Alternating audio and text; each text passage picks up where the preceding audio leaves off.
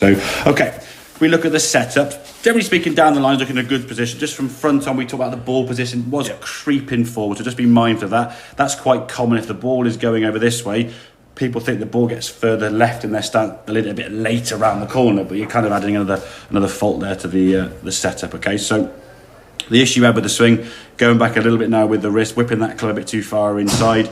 As you got to here now, the left wrist kind of lifting, club was sort of disappearing, quite a long swing. Club face now going a bit open. The fact you can go that far, it just shows the fact that left wrist is losing a bit of sort of structure. So when you come back to the golf ball now, the kind of over the top move has got to come in. This club face now is opening and steepening. As you come back in the golf ball now, everything's now, you see your left sort of spinning out. That club's outside the line, just trying to hit it somewhere left to touch, just like, help, please go somewhere left. And unfortunately, with the club face being that open, you've got to do something. Either scoop flick with your hands, the over the top we can see there, or hang back, which is why your balance, you said, was quite often wobbling around, okay? So I want to try and, for the club goes back here now, the club in rehearsal, the club staying more in front of you, okay? So that club now is staying certainly more down to the ground, which is good. As we get to the top of the backswing, there's your backswing. So much shorter that backswing looks, because you're just keeping that left wrist a little bit flatter here, okay? Everything now is staying in that more structure, but you can't go much further, okay?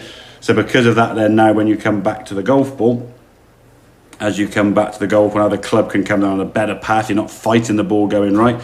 Your club now is more on the sort of path towards target. Club face is square. You're not spun out quite so much.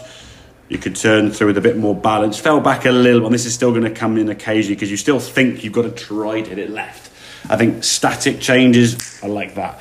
Backswing and takeaway changes, pretty good.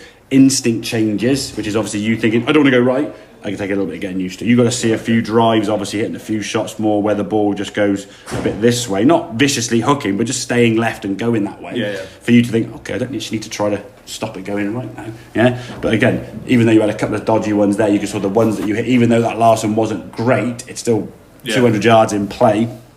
And the good one, like 231, 32, whatever it was, down the middle of the fairway. So you're keeping that club face much more in a strong position. Top of the backswing, that's what you're looking for, man. You can see how much longer your arm looks, as you said, and that's the feeling that you said when you're at the top of the backswing. I mean, that's class, yeah? If you can get there, mate. There's a pretty good chance you'll get some good shots from that position. And certainly as well, the bad shots will just be less bad, And this sort of stems across the board for irons as well, okay? Obviously, the irons will give a different bad shot. You get fat shots and shanks when your club face gets that open and you're coming over the top so much. Okay, makes sense. That's great, No, good man, very good, anybody.